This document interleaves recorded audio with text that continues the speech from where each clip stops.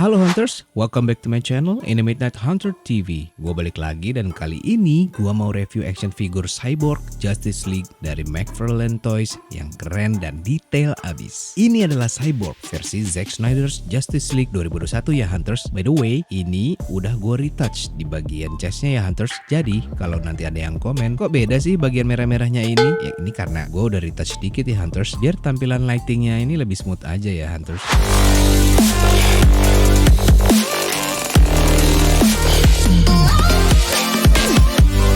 Hey Hunters, sebelum gue mulai reviewnya, tolong subscribe channel The Midnight Hunter TV dan follow Instagram The Midnight Hunter. Dan yang udah subscribe, mantap. Thank you banget ya.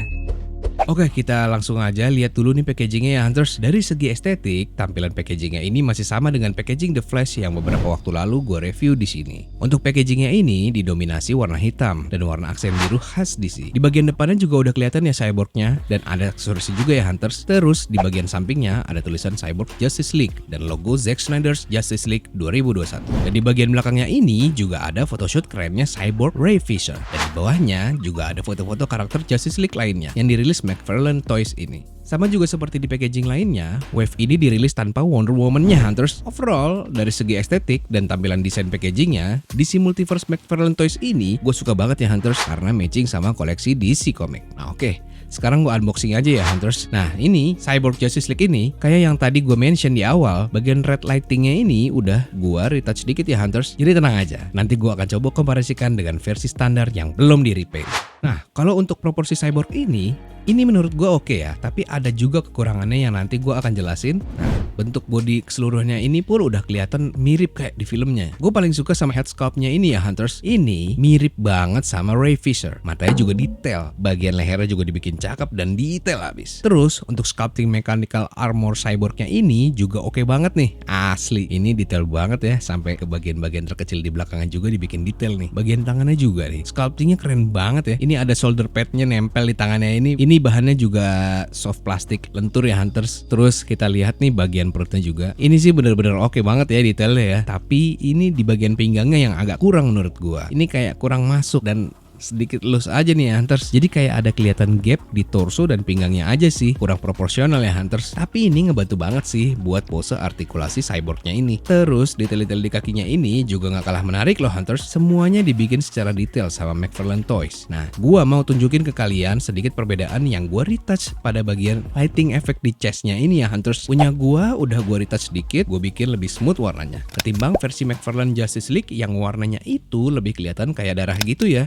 Sebenarnya ini efek lighting dari dalam armor cyborgnya yang mancarin cahayanya nembus ke body armornya. Nah menurut lo gimana nih Hunters? Punya gue ini udah smooth belum ya? Overall, untuk proporsi dan detail sculptingnya sendiri, Cyborg Justice League ini udah cukup oke ya. Karena likeness dan kostumnya aja udah dibikin detail abis, mirip kayak di filmnya. Oke Hunters, dan ini untuk artikulasinya, gue suka banget di bagian kepalanya ini bisa digerakin kanan kiri kayak gini, bisa muter 360 derajat, terus bisa naik turunnya kayak gini. Bagus sih artikulasi kepalanya karena McFarlane ini motion range kepalanya juga oke nih. Terus artikulasi bagian tangannya kayak gini, bisa dilebarin sideways juga kayak gini, bisa diputar juga, bagian bicepnya juga bisa diputar. Terus di bagian sikut tangannya ini juga bisa kayak gini. Sayangnya ini belum double join ya Hunters. Ini mungkin terbatas karena demi menjaga bagian exoskeletonnya biar tetap ramping ya Hunters. Terus di bagian pergelangan telapak tangannya bisa diputar-putar kayak gini. Di bagian torsonya juga bisa kayak gini. Bagian pinggangnya juga bisa ditekuk-tekuk dan diputar-putar kayak gini. Agak lebih terbatas sih. Dan untuk kakinya pun juga bisa ditekuk kayak gini, ke depan terus ke belakang. Ini menurut gue lebih oke sih dibandingkan The Flash-nya loh. Ke belakangnya ini bisa sampai 90 derajat dibandingkan The Flash-nya yang cuma bisa sampai 30 derajat aja. Terus di bagian lututnya ini juga belum double join ya Hunters. Ini mungkin demi menjaga tampilan detailnya supaya mirip kayak di filmnya ya Hunters. Oke, kalau untuk aksesorisnya ini ya Hunters, bagian tangannya cuma dikasih plasma cannon arm. Ada juga kartu bio karakter cyborgnya ini dan stand base hitam seperti DC Multiverse lainnya. Udah sih cuma itu aja. Dan cara pasang tangannya ini bisa dicopot dan diganti plasma cannon kayak gini.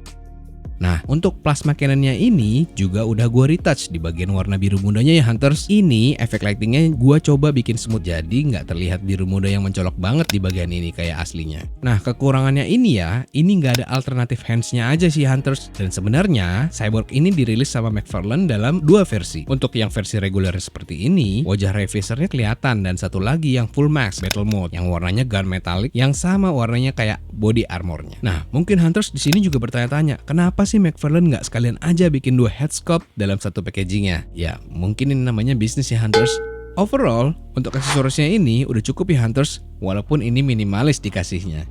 By the way Hunters, gue juga suka foto-foto Cyborg versi Zack Snyder's Justice League ini kayak di foto Instagram gue juga. Walaupun ini beberapa special efeknya cuma gue bikin pakai Photoshop sih. Oh ya Hunters, pokoknya jangan lupa follow Instagram gue ya. Lo wajib follow The Midnight Hunter. Di situ gue bikin foto-foto koleksi mainan karakter favorit gue. Oke, kalau untuk skalanya ini ya Hunters, ini skalanya 7 inch. Memang gue suka skala 7 inch ini karena pas dalam genggaman tangan gue. Dan figur Cyborg ini juga cocok sama buatan McFarlane DC Multiverse yang skalanya 7 inch juga ya Hunters. Overall, dari segi tampilan keseluruhannya ini udah oke banget Cyborg versi Zack Snyder's Justice League ini. Apalagi kalau buat dipajang bareng teman-teman. Oke Hunters, buat kalian yang suka banget sama karakter Cyborg atau juga ngefans dengan kecanggihan super powernya Cyborg di film Zack Snyder's Justice League ini, gua rekomendasikan lo harus punya ya Hunters. Terus, apa sih yang bikin gue suka banget? Head sculpt-nya ini keren dan mirip banget sama Reviser. Sculpting di kostumnya juga terlalu detail buat gua. Dan setelah gua retouch,